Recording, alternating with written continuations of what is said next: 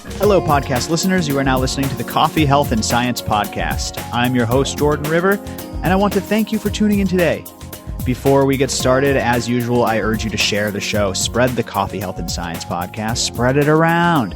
Make sure you're subscribed. Give us a good rating and review. It really does help us out. Today, we have a brand new guest. Very excited to speak with this individual. He's affiliated with Ally Coffee, a company that we play around with here at the Coffee, Health, and Science Podcast. Some great coffee experts on their team.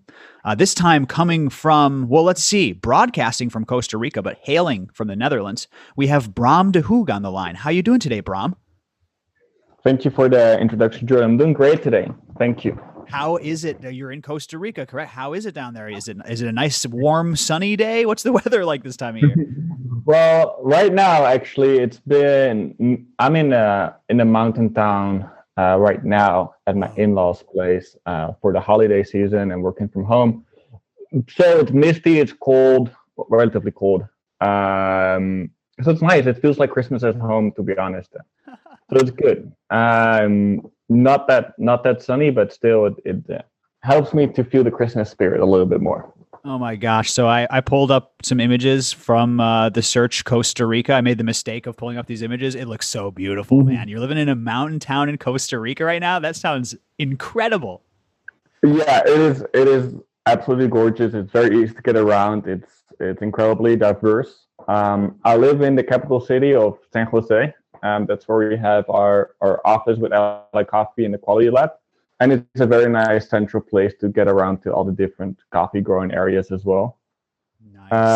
And it's still in close proximity to the beach. There's volcanoes all around. It's definitely, if you haven't been, I must visit. You're very welcome here at any time. Oh man, that sounds incredible. And we're going to talk about Costa Rican coffee, and we're going to talk about all the crazy weather events that have been happening and all that. First, though, before we get into that, I'd love to hear a little bit about you and your journey. You sound like an interesting guy. Can you give us a brief background on what brought you from the Netherlands to Costa Rica, how you got into the coffee industry, and also how you came to Ally? Thank you. Of course, it's been almost 10 years already in coffee, and it's been mostly just straight up luck and coincidence and randomness that took me here. I always sometimes wonder myself as well, how did I end up here? But here we are. I've always really liked coffee and hospitality in general. So when I was about 14, 15, I took a job as a bar back in a local coffee house in my town of Gouda in the Netherlands. And from there, it's just been several gigs up and down as baristas, bar backs, washing dishes, making fruit juice. Took about 3 years before I made my first espresso ever. But from day one, there was no turning back, basically. I got some experience first in Costa Rica back in 2012 when I went here on an exchange for a year. So that's where I got in touch with Costa Rica and Central America in general. Then I went back, I studied hospitality back home. I went to Melbourne, Australia for half a year and learned a lot about specialty coffee. And then I worked as a barista, as a specialty coffee barista in the Netherlands for a couple of years. And then by straight luck, as I said earlier, I ended up working for an exporter in Nicaragua for about 2 years. That was just during a backpacking trip. A friend of mine who I met, I didn't even know him, but I met him at a coffee festival and he had heard of a guy who knew a guy, you know how it is. And I started talking to this. You never think it's going to work out, and then it actually goes through, and you're like, "Holy crap! I'm in Nicaragua."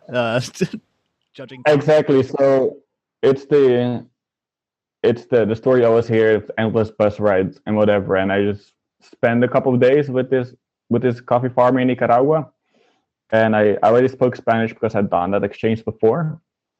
And he liked my attitude towards coffee and the connection between the market and Nicaragua. So he hired me. I didn't even ask for a job, or I wasn't even looking for a job.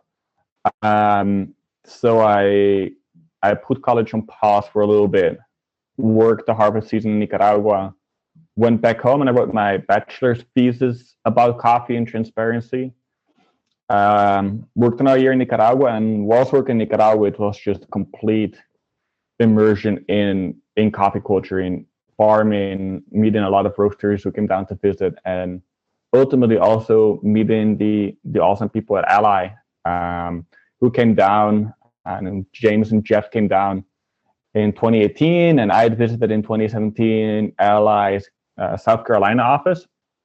So we had this connection, and after 2 years, it was time for me to move on to Costa Rica because my girlfriend is Costa Rican.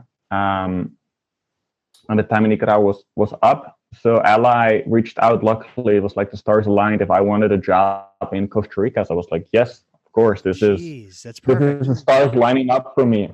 So I packed my stuff. It was a very difficult time in Nicaragua with a lot of political tension. So I quietly already packed my stuff and left.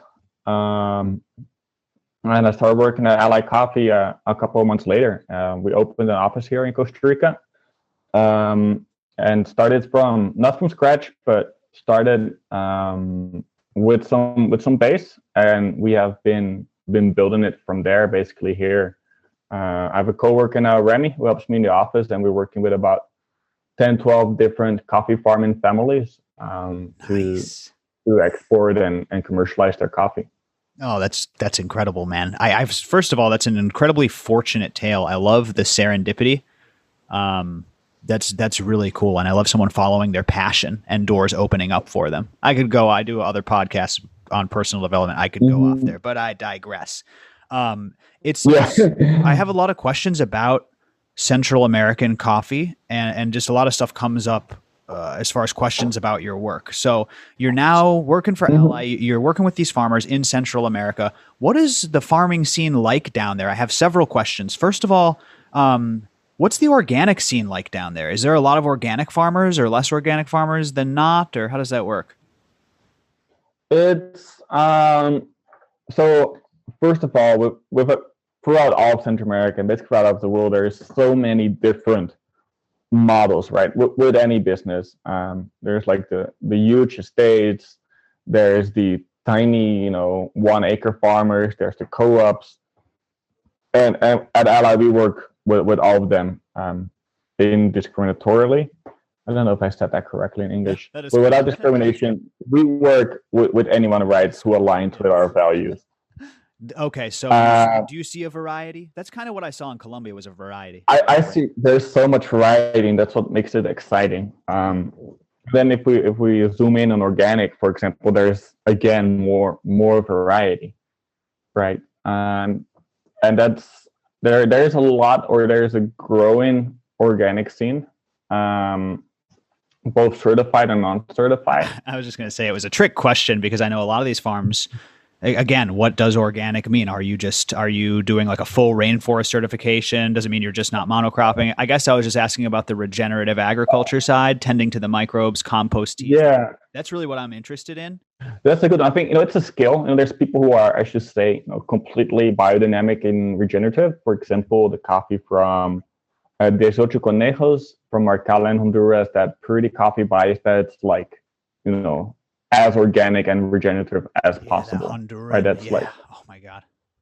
Yeah, that's those are pioneers in organic agriculture. And then on the other side, there will be farmers who have a really big heart for their surroundings and for their nature, but who might still depend on certain chemical inputs for their survival of their farm and their crops, maybe because of their microregion or because of their specific climate or circumstances. They may need a specific type of fertilizer or fungicide that may not be available or effective enough as oh man, I mean, it's hard to judge these farmers, right? Like it's one thing to understand them and select them based on this or that, but like these farmers are just trying to get by. In Costa Rica is like in Colombia, farming was a good living, I mean, you're not going to get rich doing it, but I mean, it was a real way for these people to lift themselves out of poverty. A lot of the time, these people were turning to farming instead of joining the,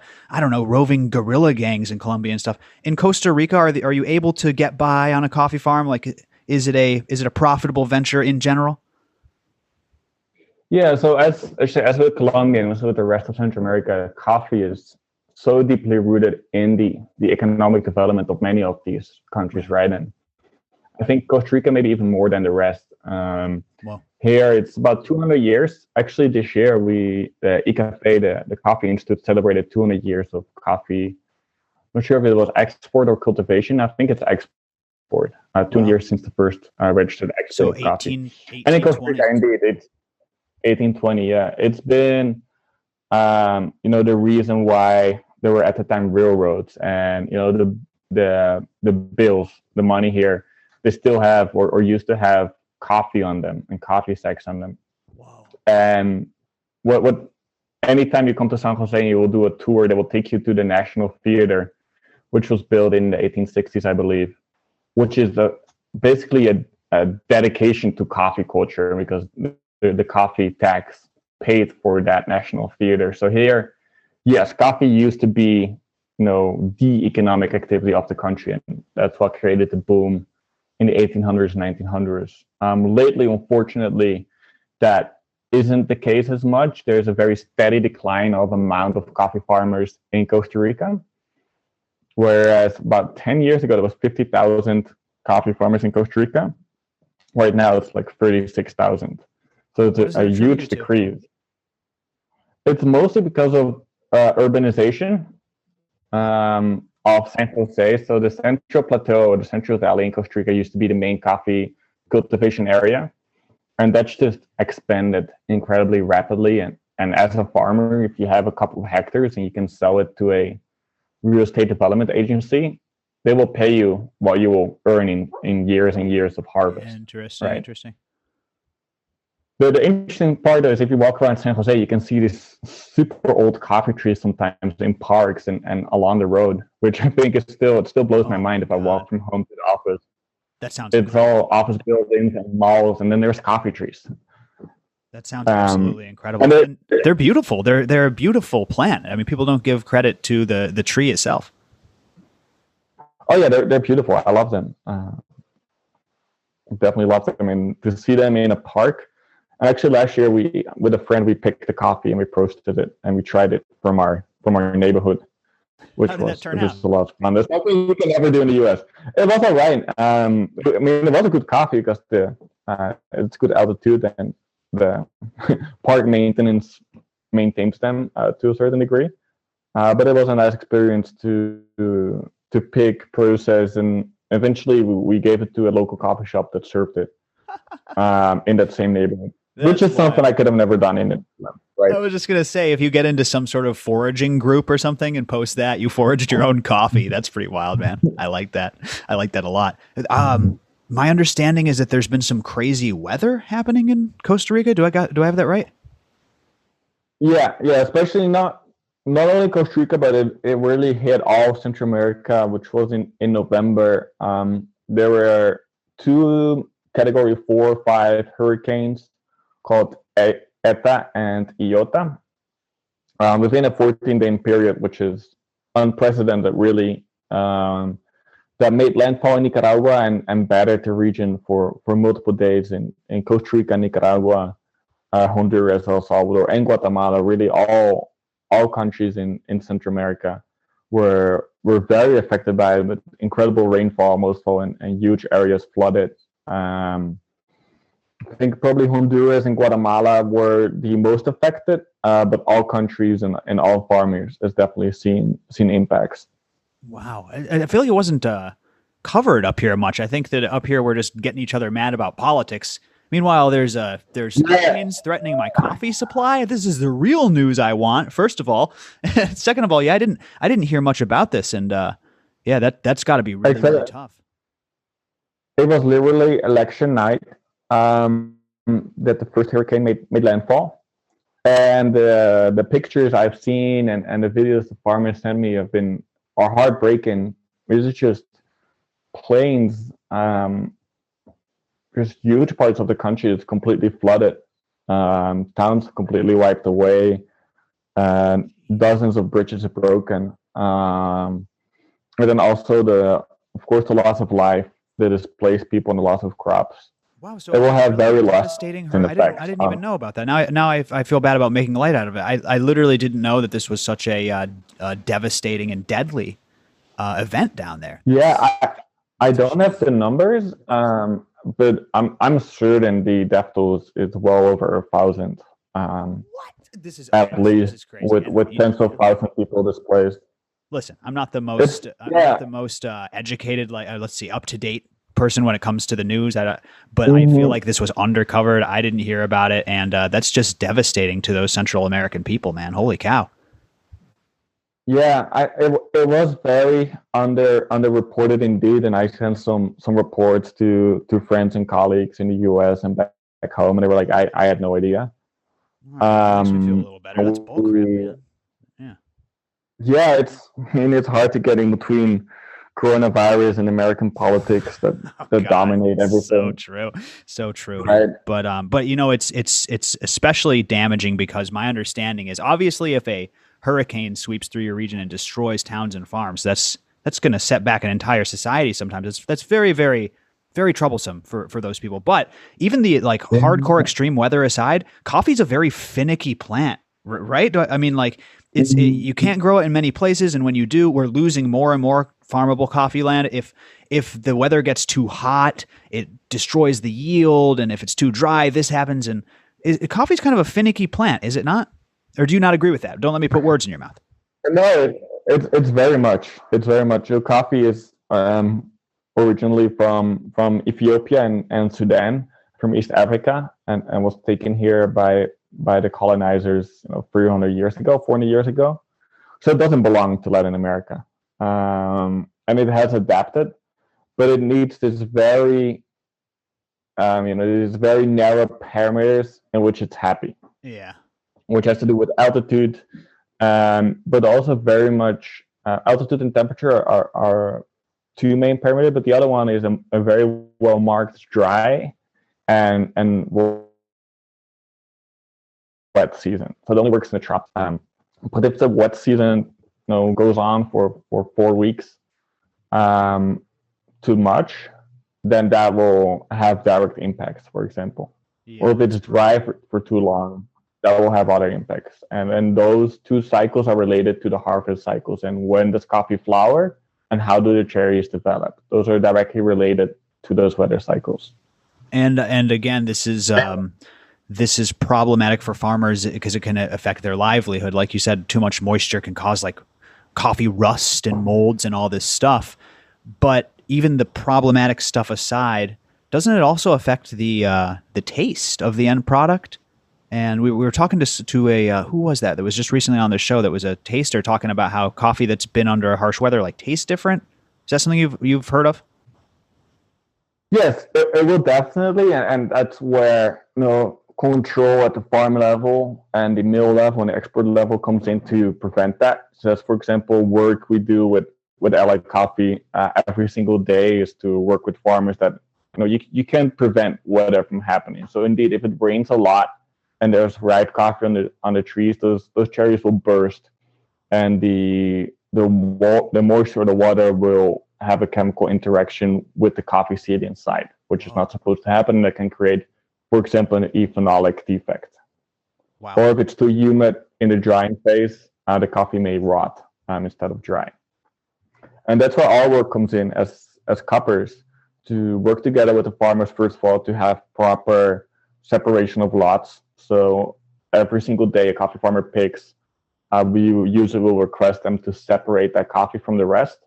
So we can try, okay, this is coffee from December 17th. Okay, let's cup it. We try it, we taste it, and we see, okay, this coffee is great. It's approved, it's accepted, it's stored. And for example, if on December 18th, it rained a lot the day prior and the pickers had a bad day, or it was incredibly cold and nobody was paying attention, or it just wasn't a good day in general for coffee, and a lot of those birthday cherries were harvested and ended up in the mix, we will very likely detect that phenolic defect, which is a horrible taste. It tastes like chlorine, basically. It's not something you want in your cup. And what happens anyone to could coffee? detect. Does it get sold as like really low quality stuff? Does it get thrown out? What happens to that? Exactly. Well, interesting thing about coffee is there's always a market, right? There's always a buyer.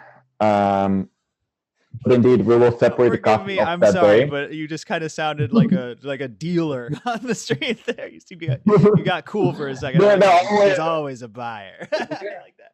there's always someone, right? So that will usually get blended. Believe it or not, coffee locally here is terrible. Um, Huh. in every coffee producing country, the coffee they drink here locally are those rejected coffees usually, Oh, that's interesting. because Ship out the exporting good stuff. fetches a much Yeah, higher price. totally. Yeah, of Exactly. course. Interesting. But if you will go to your local, let's say Dunkin' Donuts or Starbucks, which is very consistent taste, you or any coffee drinker that is not an experienced taster will recognize that and take it back to the shop basically. And even more so, especially coffee, it's unacceptable if coffees like that end up in our warehouse and our clients that receive it, that will merit complaints, of course, which we don't want. So that's why we have such rigorous protocols for cupping. It's a very strict protocol, and it's painful for the farmer when a coffee like that, comes out, the report from the cupping like, hey, this was phenolic, we can't accept this, or it's a loss. But it's also, we manage the risk, because if that lot would have ended up with the rest of the coffee, it would have been blended with the rest of the farm, then it might contaminate the whole crop. So we try to minimize the loss. As harsh as it is for the farmer, you're right. You got to come clean. So yeah, I totally. Yeah, we can't prevent the weather from happening, but we can minimize the risk, or we can mitigate the consequences it has, and that's a big part of our job with Ally Coffee. And I imagine there are probably 100 or 200 examples, just like the one contaminant defect example you gave us there. There's probably lots and lots of those. Oh yeah, there's many. Unfortunately, there's many different defects, and it can be too wet, it can be too dry, it can be too hot, it can be too cold. It's crazy. It's a very delicate plant. Man, I love it. I love it. I have to ask this question. I'd be absolutely remiss if I didn't. Which region, which variety of coffee is your personal favorite or excites you the most? Or just which coffees have you tried recently as a cupper that have just really blown your mind or you'd like to talk about? That's actually a really nice follow-up question to what I said just now, because one of my personal favorite right now, or trend I'm seeing, is the emergence of very modern hybrids of coffee, which are created in laboratories that mix two plants, carefully select the plants and clone them, basically. Or first they make a cross, and then the cross they will clone them to very rapidly produce hybrid coffee plants that can produce great quality, but also have better resistance to, for example, weather conditions or pest and disease. Many different exist. They usually have they have a laboratory name, but also have a common name. So, for example, a common one would be the Centroamericano hybrid, or the Eva Luna hybrid, or the Mundo Maya hybrid, or the Esperanza hybrid. There are several different ones that are created in laboratories here throughout Central America mostly. Whoa. And what are those? Would we recognize the parents of those crosses? Is that like a Gesha crossed with something? Exactly. So there's they have selected mother plants. Most of this work is supported or done by World Coffee Research, which is a great research institute from Portland or Seattle, I believe, that sponsors a lot of these projects. So they have this database of hundreds of different lines of coffee, and they have been endlessly crossing them. So they would, for example, take one specific line from Ethiopia, and then one line, usually already a hybrid from, let's say, a Sarchimor Katimor, which has great resistance and productivity, and mix that with an Ethiopian plant that has great quality. And together they get something that's called hybrid vigor. And the goal is to get the best out of both plants and put them in one. Right. Sure. It makes perfect sense. You carry over the heat resistance, and then you get it with the one that yields well, and then that's going to be a huge boon to farmers that can actually change the entire economy. Now, what's kind of stunning me, this is nothing new, right? We do this with crops all the time. What's stunning me is it seems like, and please give me your honest opinion on this. It seems like A, there's so many different varieties and so many different sub varieties of this plant. It also seems like B, people are like kind of protective of it or something, or secretive about it. When I talk to people about this, it's like the most traded and grown vegetables on the planet. Some of the most. American corn is on that list. There's only a couple different types of corn. You know what I mean? There's literally just a handful, if I'm not mistaken. Coffee, like you said, there's hundreds and hundreds of data lines. So it's like, I don't know. It seems more complex. It seems a little bit more like protective and secretive, and just seems very alchemical, if you know what I mean. Yeah, I think actually, I think you might be wrong. I'm sorry to say that on your podcast. Correct. But from what I've read and spoken to the people with coffee research about this subject, is that coffee is one of the least explored genetic varieties in terms of plants. So, for example, watermelons have like thousands of different varieties of watermelons. Get out of here. Okay, so yeah, the coffee is actually on the other side. It tastes the same though. I feel like maybe I'm just eating one type of watermelon. Yeah. I don't know what I'm talking about. You probably are, but you're wild. right that it's like secretive or mystical, and that's because we don't know, because there's never been this type of research is very recent. And there's been very little funds available for these research. For example, for corn, there's been billions invested in genetic research that have resulted in GMO corn, for example. In coffee, GMO doesn't exist yet. But also in regular crossing, any type of crop that grows in rich countries, in, for example, the US or Europe, or wherever where there's big agricultural budgets, they will pour millions, if not billions, in research to make the crop as productive and well yielding as possible. Yeah, that does make sense. In coffee, it hasn't been the same, because there is dozens of countries growing coffee, all with relatively small budgets for this type of research. Costa Rica puts in a little bit, Guatemala, Anacafe puts in a little bit, in Colombia it's a little bit bigger, but there hasn't been this one centralized, big budget production of hybrids, or even in discovering the different lines available, for example. So that's an important correction and distinction, though, which is you're saying the genetic pool isn't deep. It's just a fact that the genetic pool is not deep. What surprises me is the variety of outcomes. Like, coffees really do taste wildly different from each other. Is that more of a climate and growing method and just terroir type of situation, if you will? Yeah, I think it's a accumulation indeed of different factors, of which variety is a huge one.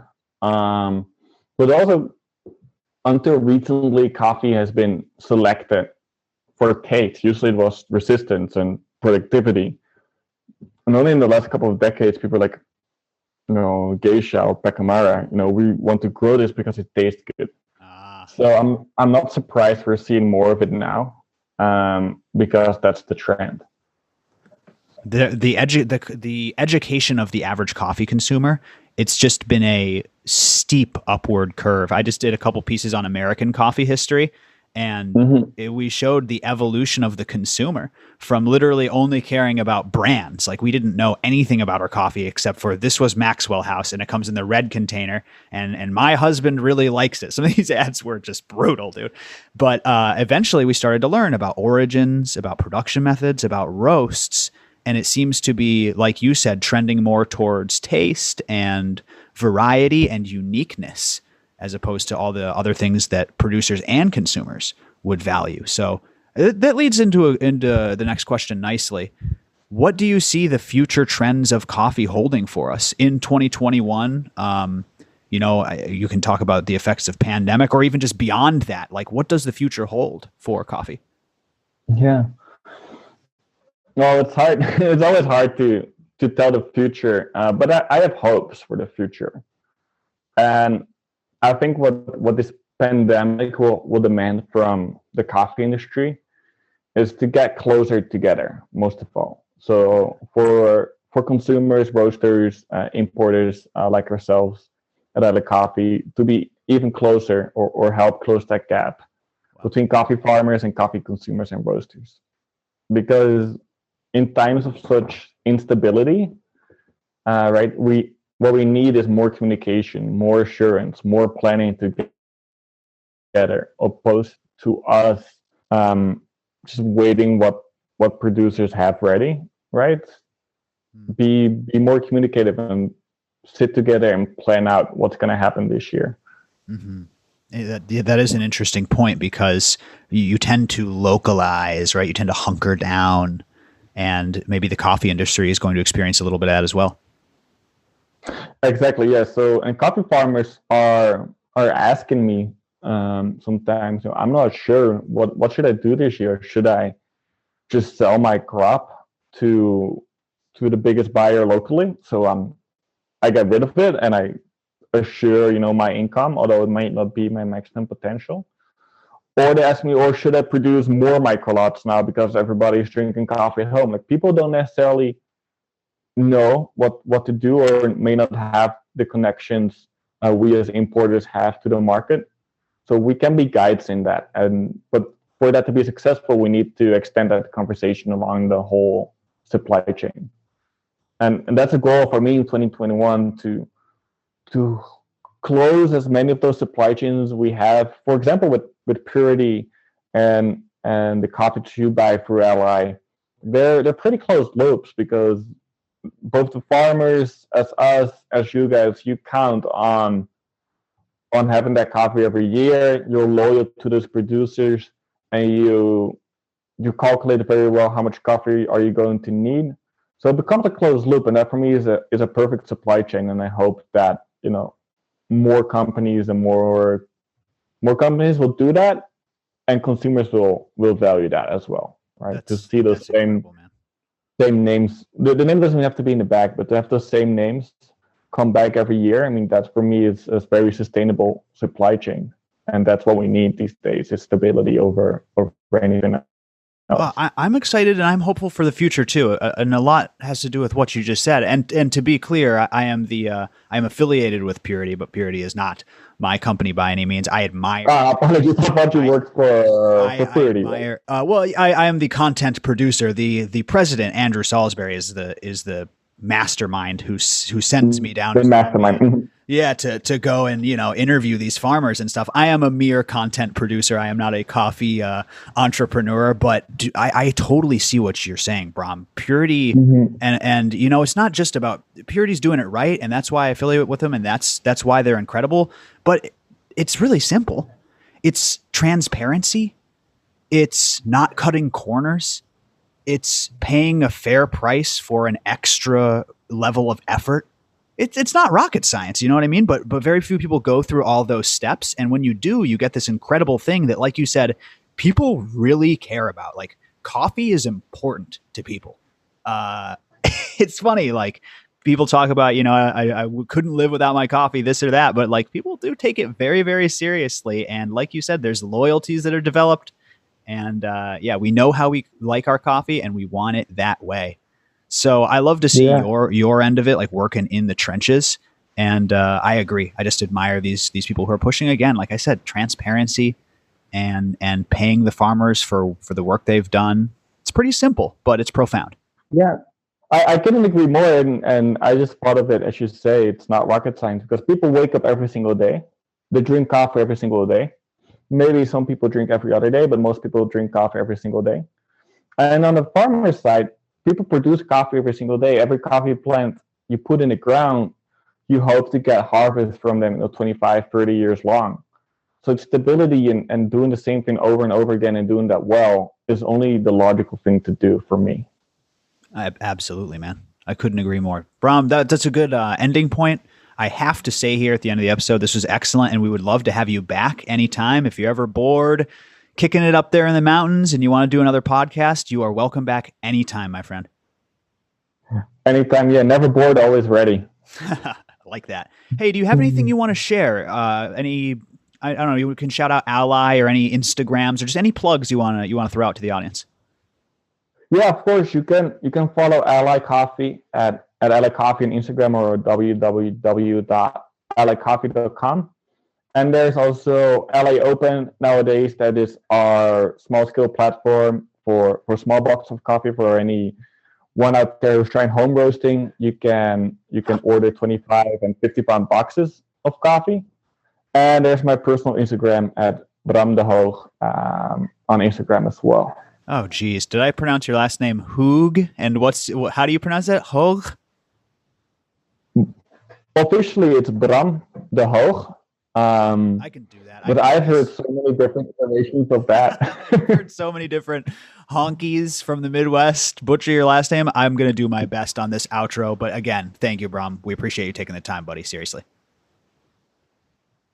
Thank you. Everybody listening, make sure you're subscribed to the show. Make sure you stay tuned for some new coffee history coming at you. Some great episodes with Dr. Coffee. You know what to expect here. This is Bram De Hoog and Jordan River signing off. I did my best there. Saying, have an extraordinary day, everybody. We'll see you next time on the Coffee, Health, and Science podcast.